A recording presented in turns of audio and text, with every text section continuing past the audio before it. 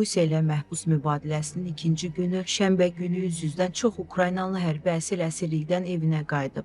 Associated Press-in məlumatına görə 307 əsgər avtobusla açıqlanmayan bir yerə çatdırılıb. Onların çoxu arıq görünsə də azadlıqlarına sevinirdilər. Əsgərlər bir-birlərini qucaqladı və bəziləri mobil telefonla evə zəng etdi. Bu mübadilə Kiyevin Rusiyanın geniş miqyaslı pilotsuz təyyarə və raket hücumuna məruz qalmasından bir neçə saat sonra baş verib. Həmin hücum nəticəsində ən azı 15 nəfər yaralanmışdı. Ukrayna prezidenti Volodimir Zelenski və Rusiyanın Müdafiə Nazirliyi bildirib ki, hər tərəf şənbə günü daha 307 əsgəri evə qaytarıb. Bir gün əvvəl isə tərəflər cəmi 390 döyüşçü və mülki şəxsi azad etmişdilər. Zelenski özünün rəsmi Telegram kanalında sabah daha çoxunun gəlməsini gözləyirik deyə bildirib. Rusiyanın Müdafiə Nazirliyi də mübadilənin davam etdirilməsini gözlədiyini söyləyib, lakin əlavə təfərrüatlar verməyib.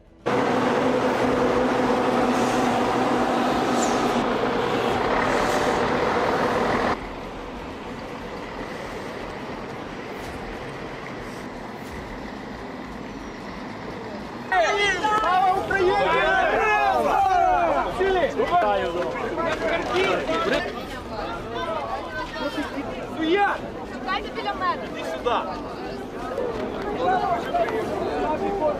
Морська піхота! Так, що давай, тільки не плакати.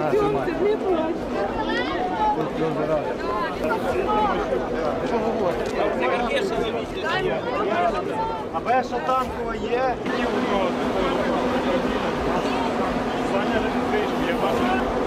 Слава Україні! Героям слава! Україна! Понад усе!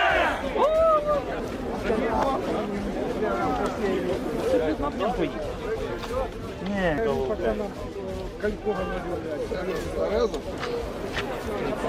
він підписаний.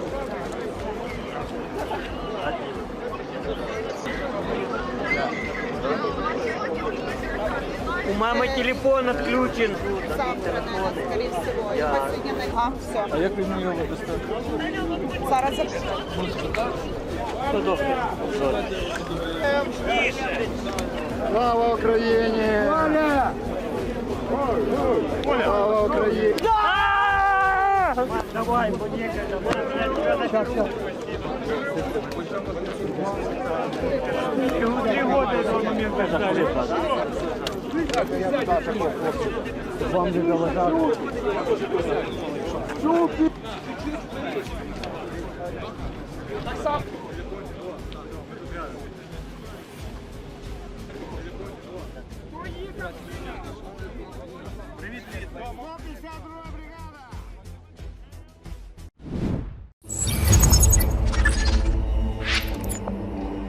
Almaniya Bundeswehr NATO-nun şərq cinahlarına müdafiəsini gücləndirmək və Rusiya təcavüzünə qarşı çıxmaq üçün yeni 45-ci zirehli briqadasını Litvaya göndərib.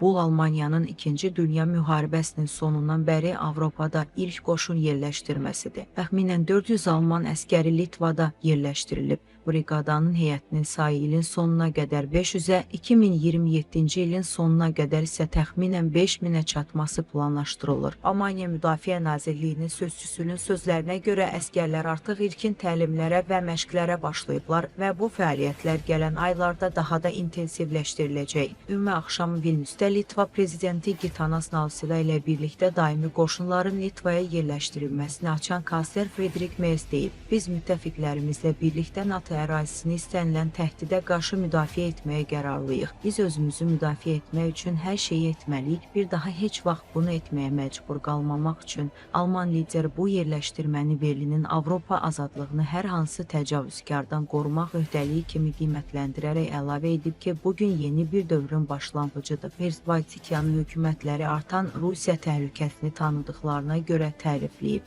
Bu yerləşdirmə NATO və Avropa İttifaqı üzvü olan Litva və digər 2 Baltikiyanın ölkə Estoniya və Latviyaya Rusiya hücumu qorxusunun artması fonunda baş verir. Yeni yaradılan briqada paytaxtdan təxminən 30 kilometr cənubda Rudninkayda yerləşir.